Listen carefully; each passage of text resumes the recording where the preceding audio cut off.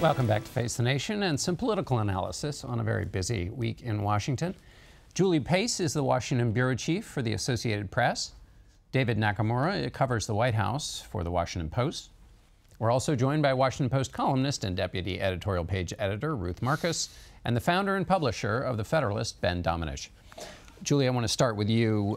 Put the Mueller news or not news into context. Well, there's nothing like a good Washington drama to start off your week. We're at a point where there is much more that we don't know about what's going to be happening potentially on Monday with Mueller and indictments than what we do know. We don't know what charges will be brought forward, who they may be focused on. But I think what we can say pretty definitively at this point is that the Mueller investigation is not winding down, which is what the White House wants people to think right now. They want people to believe that this is an investigation that has largely run its course, that there is no evidence of collusion, and therefore nothing to see there. Mueller, though, is taking kind of the opposite approach. He is very methodically working through White House officials, other people who have been close to the president, doing interviews. And I think it's important for people to remember also that when you do end up with these special counsel investigations and the first set of charges start coming through, you tend to start at the bottom. You tend to start with the low-hanging fruit. So I don't think anybody should expect that if we do see indictments this week, that it will be the last or the final announcement from the special counsel. David, what have you made of the White House reaction to this? There seemed also to be a kind of a pre-reaction in the week in terms of White House focus on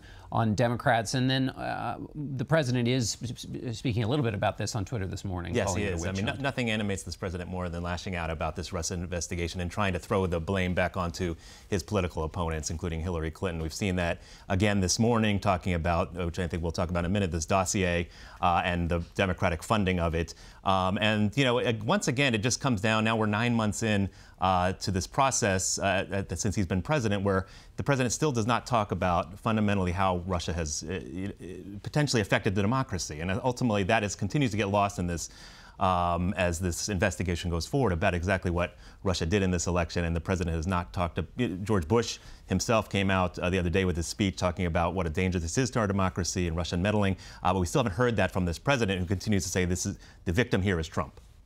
Ruth, the victim is Trump. The president talked this morning about, you know, during the Clinton years, the independent counsel Ken Starr the Clinton team went after him. Do you expect that here? Does it work? Is that a trap? What's your sense of how this reaction to whatever news we get next week will play out? There doesn't seem to be any reluctance on the part of not necessarily the White House, but certainly its allies, to start going after Bob Mueller. We saw it this week, the Wall Street Journal, he should resign. I have to say, all of this, the dossier, the uranium, the attack on Mueller seems to me to be a just absolutely frantic effort to distract attention from what we do know, which is as David really importantly pointed out, the intelligence community concluded that Russia tried to meddle in the election. It concluded that Russia tried to meddle in the election on Donald Trump's behalf. So and Donald Trump has never acknowledged that. He's constantly called it a hoax. A responsible president would want to get to the bottom of this. And that is not what we're seeing. And Ben, it is possible that there could be both a special counsel inquiry that is legitimate, and there could be these other questions that the White House has been raising this week. One of them, the fact that this dossier of information about the president, a lot of it unconfirmed, a lot of it very unconfirmed, if that's a category, that it was funded in part by the DNC and the Clinton campaign. Well, we certainly know that the Clinton campaign and the DNC did pay for access to this dossier. How much of the dossier's creation they paid for, we have less of a clear picture of, in part because of this deal that was cut on behalf of Fusion GPS with the House Intel Committee. The authors of the dossier in this instance.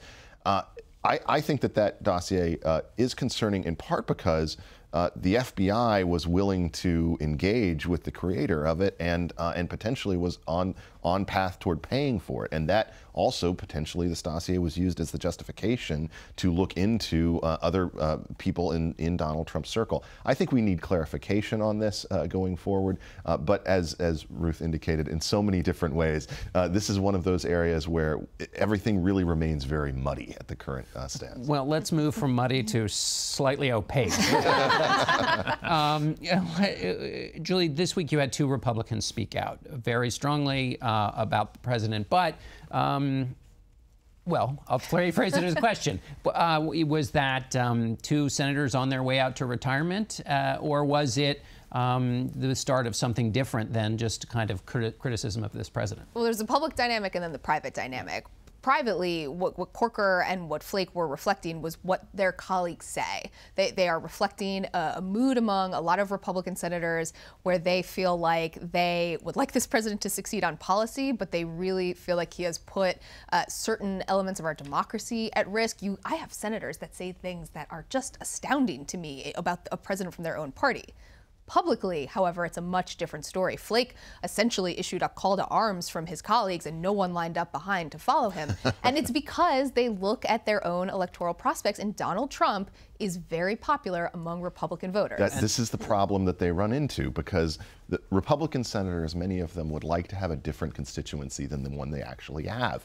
But you cannot dissolve the people and elect another. Instead, you face a situation where the fact is that Jeff Flake gave an interview right after he gave his speech, where he said, you know, when I came here, I wanted to talk about limited government and free trade and things like that. Well, that's fine. But he also said, I didn't want to talk about divisive issues like these culture war issues that we're talking about. Well, the electorate wants you to talk about those issues. And one of the reasons that Donald Trump has succeeded to the degree that he did in changing the Republican Party into one that is the party of Trump is because he just wraps his arms around all of these issues. Flake described those culture war battles as the politics of resentment and grievance. But the fact is that the majority of Republican voters across the country do not believe that saying something like NFL players should respect the flag and stand for it is an act of grievance or resentment. They view it as simple patriotism, and that's the reason that Trump has prevailed and that people like Flake are on the way out. You know, what was remarkable about the Flake and Corker comments wasn't simply that they made it about a president of their own party. It's hard to even remember senators of opposite parties speaking in that kind of language about a president. But as Julie said, the silence that succeeded it. And the silence is telling on two grounds. First, that almost all of them do privately agree with that assessment, more or less. And also that they are scared and reluctant to say it. That is, Jeff Flake was leading no one to follow him. But watch two things. Watch what happens with Mueller and see how that affects things. But even more, watch what happens with tax cuts. Because what you hear from senators when you say, and why is there silence, is, but he was elected, which is a totally legitimate point, and but tax cuts. If they're unable to get these tax cuts done, I think that really shatters the cohesion of the party. To the extent there is cohesion. We're going to pick that up. We're going to just take a quick break now. We'll be back with more from our panel. We'll talk about this a little more, and then tax cuts as well.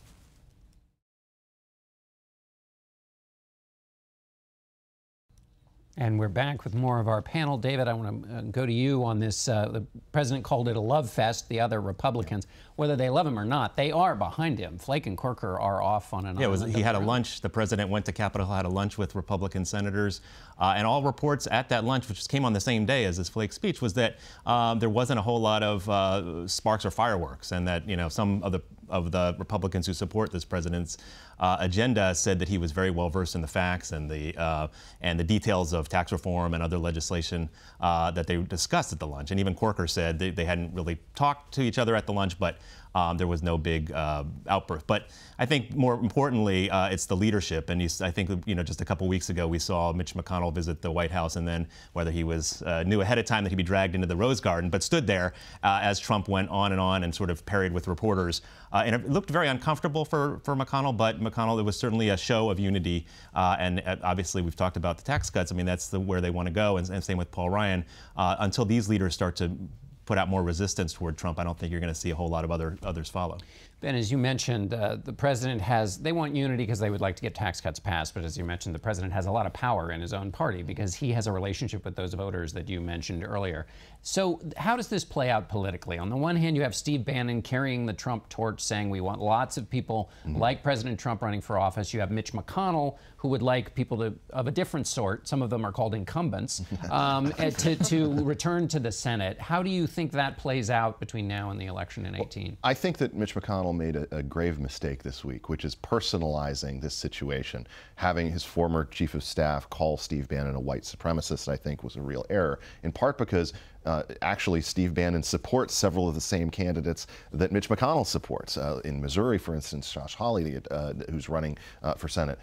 It doesn't matter who Steve Bannon is. What matters is his plan, and the fact that his plan lines up at this juncture in a way that it hasn't ever before with the interests of Republican donors. Major Republican donors are more furious than they have ever been, and the level of frustration that they have directed toward the U.S. Senate is palpable. They may not agree with Steve Bannon when it comes to the priorities they would like to see that Senate advance, but they do agree who the problem is, and in this instance, it's McConnell. It's the way that he's run this show. They blame him for the fact that they don't have a tax reform package already through. And if Bannon is able to marshal those donors in a significant and organized way, it could dramatically change the makeup of this conference. Just the elevation of Steve Bannon, I think, is a fascinating political dynamic right now. We're talking about Donald Trump, Mitch McConnell, and Steve Bannon in the same breath. It's really, I mean, Steve Bannon, to his credit, has done a really excellent job at raising his profile here. Ruth, what do you think is going to happen on tax cuts? There's unity among some, but there's not much room for error because the simple majority in the Senate, and that they were not able to clear that bar for the Affordable Care Act replacement. And I thought Senator Corker did a good job of laying out the challenges that you faced, and we saw it on display this week with the discussion and wobbling about 401ks and how you adjust their taxability to make the amount of money you're taking out of the Treasury look smaller, okay? Right. The president doesn't want the House to meddle with it. The House wants to meddle with it. As a general matter, cutting taxes is an easier thing to do than reforming healthcare because it is giving things to people rather than potentially taking it away from them. But when you get into the weeds, any change in the tax code affects a lot of different people, and then you see all of the constituencies going to that, and then you have these things called distribution tables, which it's very hard to cut taxes without helping very wealthy people. So the distribution tables are going to be a little bit of a deja vu all over again to the impact on health care and what would happen to premiums, because they very well could end up looking like wealthy people get a huge tax break, and there's going to be a bunch of middle income people, depending on what they do, who could end up suffering. So it is going to be a hard lift, but it is the absolute imperative for Republicans to survive. Is that the difference here, David, between tax cuts and the Affordable Care Act replacement, which is basically everybody knows that regardless, something has to get done? Absolutely. And you've seen Trump, I think, differently than on the Affordable Care Act, where he didn't really have a proactive message. He's done more campaigning for this tax bill. At times, I think the Republican caucus wish he maybe talk about it in a different way, but he wanted to call it, instead of tax reform, tax cuts. It's easy to sell. He's gone out to states where there's Democratic senators and tried to put pressure on them and talked about, maybe getting some Democratic votes. That may be unlikely, but you've seen the president, certainly he understands, I think, the stakes involved. And if this gets stopped, the rest of his agenda really at risk. Ben, does this look like a Trump tax plan or just a regular old Republican one? It looks a lot more like a regular old Republican one. Well, what Donald Trump promised when he was running for president sounded a lot more populist. He wanted to, perhaps even raise taxes on wealthy individuals. He promised, tax cuts that would go to every American worker and something like that. But you don't see a payroll tax cut, in this. You see something that's much more along the lines of a typical Republican tax plan. And I actually think that has some potential to be problematic as this goes forward. We saw how Donald Trump referred to attempts to replace Obamacare as being too mean in instances, that sort of thing. I think you could see something similar happen when it comes to taxes. If he thinks that this doesn't line up with his priorities directly, then he may not be as strong of an advocate for it as Republicans would like. That being said, Republicans are always more comfortable talking about taxes than almost any other subject. This is the one area where they will run into the spears of opposing opinion absolutely willingly because they think that it's their issue, they think they own it. And I do think that this has a lot more likelihood of getting moved forward than anything else that's come to the fore. All right, we're going to have to wrap it there. I want to thank our panel. When we come back, I'll look at one of the biggest challenges facing the Commander-in-Chief.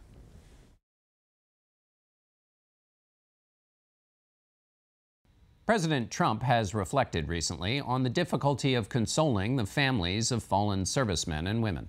It's a burden he shares with all presidents who have ordered Americans into battle or who contemplate doing so.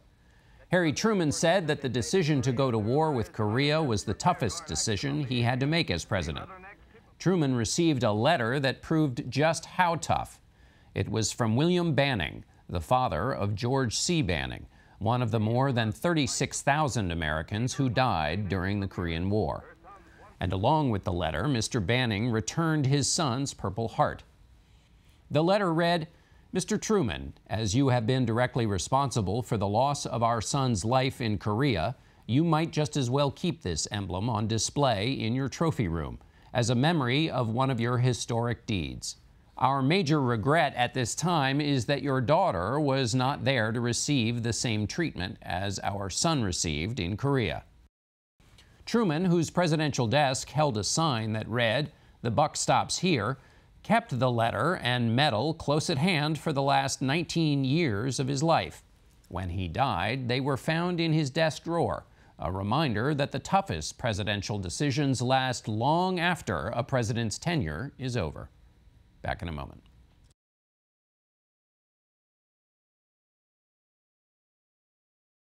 We talk a lot about politics on Face the Nation. Today, we decided to look at the relationship between politics and music. Jon Batiste is the band leader for The Late Show with Stephen Colbert. We spoke with him about his reinterpretation of the Battle Hymn of the Republic, a project for the Atlantic's podcast, Radio Atlantic. This song has that thing about it that makes us have a sense of reverence for it. And without even studying the history, you know that when you hear that melody.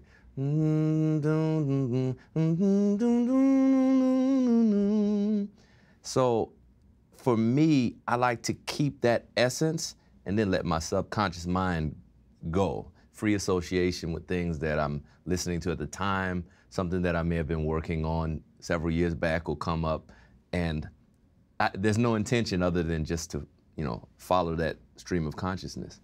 What's in this essence? What's a part of it? Well, what came out is a blend of things, which I think highly signifies the American experiment. You have the blend of African rhythms. You have this almost chorale-like chant going on in the music mixed with the gospel choral style, the way I'm singing. It's just a blend of everything that I think, if we, at our best, the ideal of American life at its best is everything coexisting and the great compromise of every element being here and living as one. And that's what the piece represents. Is there a line that speaks to you really strongly out of that piece? Wow. His truth is marching on. It sounds the way that a march sounds. Da, da, da, da, da, da. Something about that melody, it's like one foot after the other. I like that. This victory is not just a victory of now. This is a victory of all generations after us and an eternal victory. There's so many layers in that one line. We're in a moment now where people say truth maybe is up for grabs. Yes, yeah, absolutely. Well, there's something about the idea of developing your philosophy and worldview that I approach this song with. Truth being up for grabs is something that you think of, but I really think that comes from people not actually being in the same room enough to say, okay, you're just like me.